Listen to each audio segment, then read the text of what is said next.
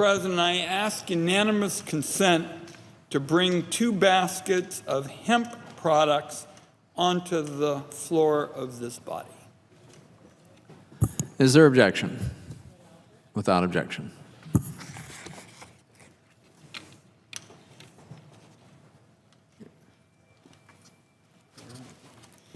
Mr. President, this is National Hemp History Week, a chance to recognize a product that has deep roots going way, way back in America, but faces one of the most anti-farmer, anti-job, unjustifiable policies that are now on the American legal books today.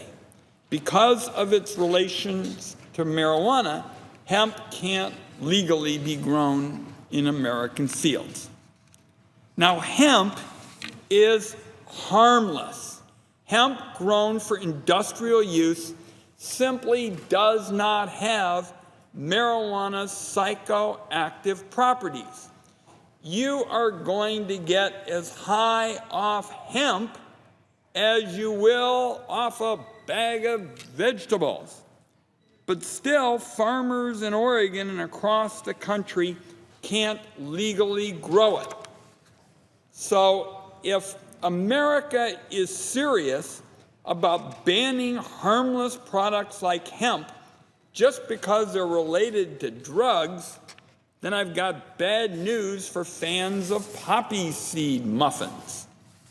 Now, this is the 3rd year that I have come to the floor during this time, National Hemp History Week, to talk about the importance of industrial hemp, its huge economic potential for hardworking farmers, and the indefensible ban that keeps so many American farmers from growing it. As was the case, I am joined by Malcolm McGeary from Southern Oregon, where a lot of farmers have an interest in this, to showcase a variety of hemp products in these baskets here on the floor. Because despite the ban on growing hemp, you can legally import it for use in products sold in stores across the country. And what really changed my mind on this, Mr. President, was when my wife was pregnant. We're older parents with our 3rd child, and we went into a Costco store.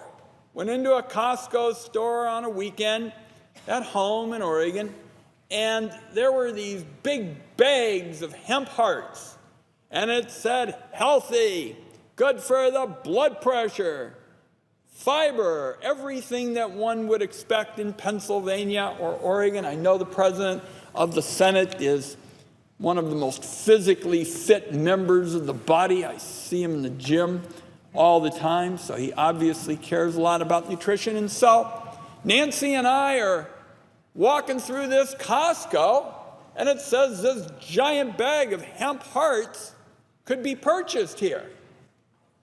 And you say to yourself, let me see if I get this straight.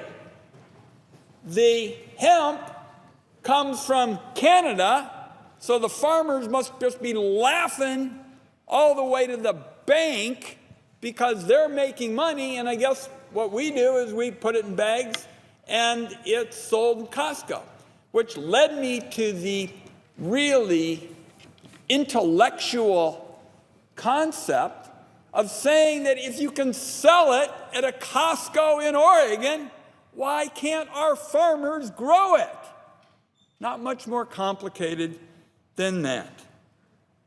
Now, when you're shopping for hemp products, it's not just potato sacks and rough fabric by the yard. There's clothing, lotions, and food, hemp milk, nutritional supplements, all of these products Mr. McGeary has used to make soaps and cleaners, even deck stain.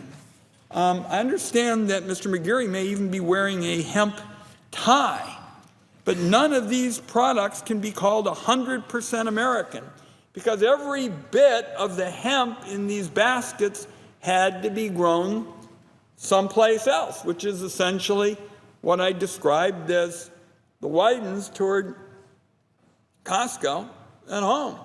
When it was imported, it wasn't an American farmer earning money off that sale. Despite the consumer demand for hemp products and the ingenuity of so many producers who find uses for it, American farmers are cut out of the hemp equation. The ban on hemp is not anti-drug policy, and I think that is what has been confusing with respect to this issue, Mr. President. The ban on hemp is not going to advance the cause of being against drugs. It's not anti-drug policy, it's anti-farmer policy, and it's anti-American jobs policy. And as I indicated, if you can buy it in a local supermarket, the American farmer ought to be able to grow it. Yet year after year, despite a lot of work from members on both sides of the aisle here in this body and in the House, hemp remains on the controlled substance list. Hemp is not a drug. What it is a big opportunity for our farmers. So it is long past time to end these statutory relics of history that cut American producers, American farmers out of a valuable market. Now, despite the fact that hemp continues to be stigmatized by federal laws, there is some good news and some progress. The 2014 Farm Bill began to chip away at the federal ban. It okayed hemp research projects led by universities and agricultural departments in states like Oregon and Kentucky to take a smarter approach to hemp. These projects are showing significant success. Farmers are ready to grow hemp, and states' agricultural departments are ready to regulate it. The first steps, in my view, don't go far enough, and even some of these early projects remain tied up in red tape due to the federal ban. In my view, the only real solution is a legislative solution. So here you are, Mr. President, is having a bipartisan coalition, the kind of coalition that you see in the United States Senate when people really look into the facts and members decide to make common cause. We have the good fortune of having the majority leader, Senator McConnell of Kentucky, as one of our principal sponsors. Senator Paul, his colleague, Senator Merkley, myself, reintroducing the Hemp Farming Act. We've pursued this for a number of years. I've introduced it every Congress since 2011. Last year, our bipartisan bill had more than a dozen Senate co-sponsors. This year, the goal is to again find common ground to remove hemp from the Schedule I controlled substance list, give the go-ahead to farmers across the country who are ready to grow industrial hemp, and once again make it a true American crop. So I hope colleagues will join in the effort to celebrate this time National Hemp History Week. I hope they'll use it to learn more about a very versatile crop, a safe crop, and one with really extraordinary potential to boost jobs in the economy, in our agricultural sector, and our domestic employment base. This is common sense legislation. Again, we have the good fortune to be led by the majority leader, the distinguished senator from Kentucky, Mr. McConnell. We will be introducing this common sense legislation here very shortly.